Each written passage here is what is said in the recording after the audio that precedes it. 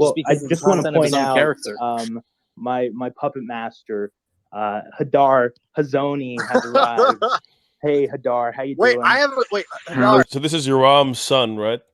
Yeah, and he's also he's got a lot of connections all over the place. He's connected to these guys, and also he sniffed around the BAP dudes a lot a year ago, to the point that BAP was like, "Stop talking to him." He had some edict about like, "This person is paid to speak with you." He snuggles up to a lot of the same dudes that these guys do. Athenian Stranger. I meet a lot of interesting people by following Hadar on Twitter, like Zenebra Bua and some of these other people. So I did follow Hadar today, well, yesterday at this point, but he followed me back. So maybe he's watching right now. Hello, Hadar. I hope you're enjoying the content. How's it going? Hey, you haven't been in Spaces for a while, but like I saw your dad posted the thing about like his son getting married. Was that you? Oh no, that's not me. Thank God, no. Oh, okay. I was like, I was like shocked for a second. No, that's my younger brother. Well, that's what I told Nuance Girl. I was like, they're like a Jewish family. There's probably like 6 kids at least. You know? 9 actually. Okay, yeah. See, I lowballed it. I was trying to. You're being safe. Yeah, actually, the girl he married, she's from Ukraine, so it's the Israel-Ukraine agenda, if you know what I mean. Oh no, how could you? Anyway, I only wanted to hop on. I was giving it a listen, and I heard some shit being thrown at Zionism. So I want to give the right-wing take on why everyone should be Zionist. Oh God, this is why he's I'm back, I'm sure lots of people are going to disagree with me. Oh, surely that wasn't us. Nothing but us Zionists in here, my friend. Yes, we're all comrades here. Look, basically, as an Israeli, you know, I can't speak for how gay is that little like sarcastic, like, oh yes, we're all Zionists too. Like, oh yeah, no, they think it's all funny because they're friends with him in real life, and they go to his dad's conference and they all hang out together. It's like when gays, like closeted gays, make jokes about being gay, but it's like you're just actually gay. Yeah, but I mean, you can just look at the fisheye lens. There's like 80 guys in a room at the American Moment Gala from, I don't know, a year ago, their first anniversary gala. All these dudes are there. David Carlson's there. Matthew Kipnis there. Hadar Hazony's there. Like, they all know each other. Also, I looked it up. I found the cartoon thing. I am the ENTP, I guess. ENTP. Oh, you're the master strategist. Or whatever. It's the guy standing behind the podium. I recognize it because the other one's just like an Einstein guy and like a woman, and that was like, oh yeah, it's the podium guy. But yeah, all the groypers. I scored ENTP when I was like a teenager, but then as I've gotten older, the ENTJ always comes up. I think I took on a little bit of a different personality as I matured from my teens. But no, that makes sense for you for sure. Anyway, let's pump through the rest of this fucking let's go. Jew kvetching about Zionism. I can't speak for Americans, but as an Israeli, obviously a Zionist, to me that simply means that Israelis should not trust anybody else in the world to take care of their interests, and they should look out for their interests first. And if they can, help other people along the way, then that's great. And if they can't, then they shouldn't. And when I say I'm a Zionist, I mean, Americans, they shouldn't trust anybody else to take care of their interests, and they should act in their interest. And they definitely shouldn't be shipping off large crates of cash, not to Pakistan and not to India, and they shouldn't be airdropping it into Iran, and also not to Israel if it's not. You notice he didn't say Ukraine. The Ukraine thing was a source not to Iran, and also not to Israel. Like, get fucked. Yeah, and of course his father his father was American first. His father was sent to Israel by Ronald Lauder and Zalman Bernstein to Americanize on the lines of what Jewish diaspora donors had done to the Republican Party under Reagan, to do that to the Israeli right over there, to destroy ethnic nationalism in Israel. It's a total non sequitur. Like it's like changing. Like, it's like a way to not actually talk about the real issue, which is Zog, not Zionism. Yeah, but remember, regression to the mean. Like Hadar is nothing compared to his father. Yeah, His father, yeah. I know, but no matter what you guys think about like Hazony, like read his books. The guy is a once in a lifetime generational talent that will never occur in that family ever again. All families have those. I have a venerated ancestor. You might think he's the only guy in the family tree, given that we only talk about him.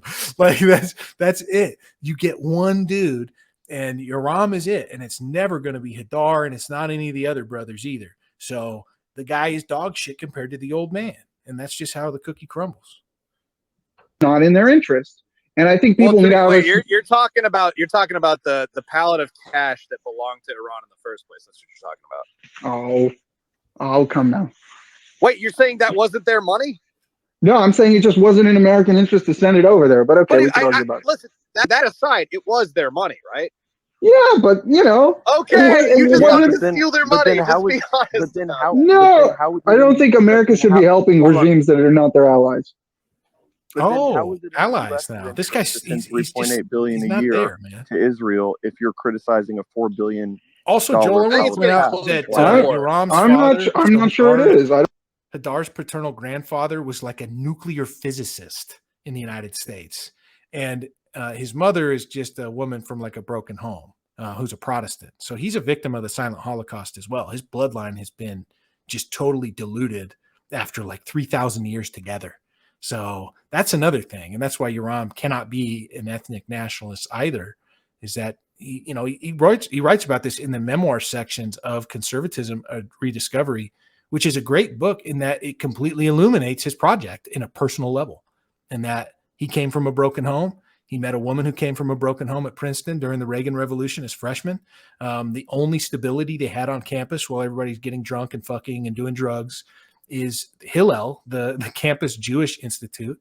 And so they decide very quickly, him and this woman, this teenage girl, that they are going to learn how to create a stable family with no references, with no frame of references in their life together. It's like, okay, like now you can see why you have 9 kids. And and his obituary for Mayor Kahan and all this stuff. I mean, he's a complete and interesting thinker in a way, but yeah, I mean, he's diametrically opposed to the independence of any foreign country. Look what they're doing at Italy, and look what they want Bolsonaro to do for Brazil on their behalf, and what they want DeSantis to do here as well. I don't know. I have to see a good argument. I'm tired of all this. Oh, we got to help the only Jewish country. Oh, the poor Jews, we got to hold their hand. I'm so sick and tired of it. Like, look, either it's in America's interest, and if it is, I want to see a list of explanation why it is. And if it isn't, then you should stop doing it. Why is America sending money all over the world to help other people when Americans can't get a goddamn job? They can't drive down the road because the roads are falling apart, and half the country's addicted to drugs. It's ridiculous. Also, no Israeli accent. I mean, if somebody was sending Israeli money. He's a PhD student at Notre Dame.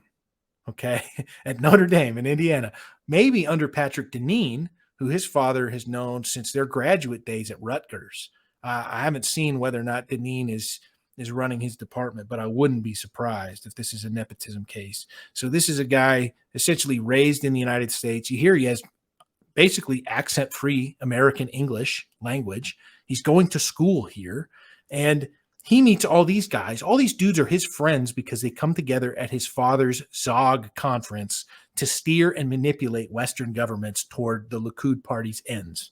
That's it. So keep that in mind when you hear him talking. Okay, to Nicaragua, to arm people over there, I would want to know, like, why are we doing that? What's the reason for that? I don't think that being a Zionist means that Americans have to go against their interests to help Israel. I think that's the two things are totally conflated. I think we should claw back some of those funds. I think we should probably just take back everything. I think that's good legislation. Just claw it back. Bro's an Arab, like Amex by the does way. To you if you like abuse their shit. They'll just claw back the points. We got to do that with you know what they say about getting money out of Jews, though. It's going to be very difficult. Yes.